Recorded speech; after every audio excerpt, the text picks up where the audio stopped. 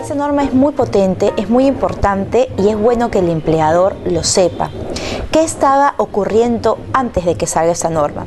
Ocurría sobre todo que los trabajadores para afiliarse al sistema privado de pensiones debían firmar un contrato de afiliación físico, la AFP debía ir y coordinar con el empleador y con el trabajador la suscripción de este contrato y el recojo de este contrato y además sucedía de que muchos empleadores al momento de registrar a sus nuevos trabajadores en la planilla electrónica, que es el T-registro que está a cargo de la SUNAT y del Ministerio de Trabajo, registraba una información de elección del sistema previsional del trabajador entre sistema nacional y sistema privado que en muchos casos, o en la gran mayoría de casos, se truncaba respecto al ingreso al sistema privado de pensiones porque este sistema pedía que antes de afiliarlo a un sistema previsional privado, es decir, a un FP, este empleador tuviera el CUS, que es un código de identificación del afiliado en el sistema privado de pensiones.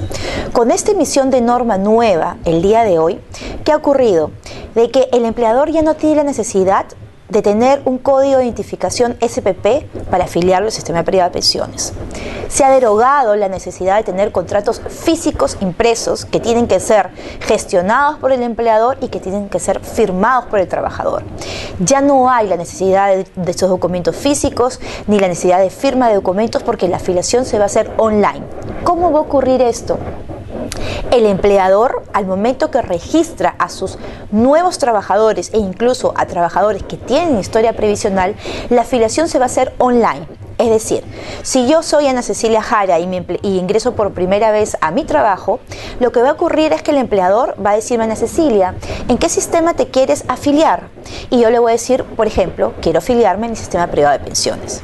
En ese momento, en ese acto, el empleador deberá ingresar que Ana Cecilia Jara se quiere afiliar al sistema privado de pensiones.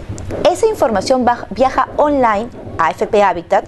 ¿Y por qué digo AFP Habitat? Porque somos la AFP ganadora de la licitación, AFP en la que deben venir todos los nuevos trabajadores dependientes, ¿correcto?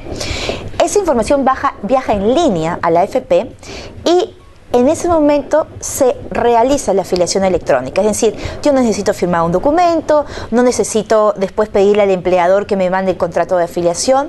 En ese momento yo gestiono la afiliación y lo que hago es enviarle, por ejemplo, a Juanito Pérez su documento de registro en el sistema privado de pensiones que le dice: bienvenido Juanito Pérez, ¿cómo estás? Ahora estás en AFP Habitat y con esa constancia de inscripción que se le envía online al afiliado, queda ya cerrada, por así decir, su inscripción en el sistema privado de pensión. La ley 28991, que establece expresamente que cuando un trabajador ingresa por primera vez a laborar, el empleador tiene obligación de entregarle lo que se llama un boletín informativo. Es un boletín que presenta las características y principales diferencias del sistema nacional y del sistema privado.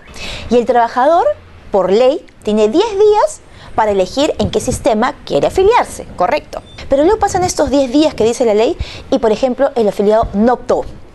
¿Qué dice la ley respecto de estos casos? La ley, el artículo 16, 28991, dice: en caso no hubiese optado expresamente el trabajador, el empleador tiene la obligación, ¿ok?, de afiliarlo a la AFP, al sistema privado de pensiones. Es decir, se da una presunción a favor del sistema privado de pensiones.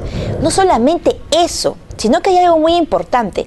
La ley te establece, y ahora hay que tener mucho cuidado porque en los inspectores laborales, una de las cosas, tenemos entendido, que van a verificar, es ver si efectivamente el empleador tiene el documento en el cual se acredita que Juanito Pérez, por ejemplo, decidió sistema privado de pensiones o sistema nacional. Ojo, y eso es muy importante que lo sepan ustedes, empleadores. ¿Por qué? Porque si yo tengo a un nuevo trabajador que decidió sistema nacional, yo sí o sí debo tener el documento donde se acredita que Juanito Pérez decidió por el sistema nacional, ¿correcto? Pero si yo tengo a alguien que decidió sistema privado de pensiones o que simplemente pasó el tiempo y no dijo nada, yo no necesito ningún papel.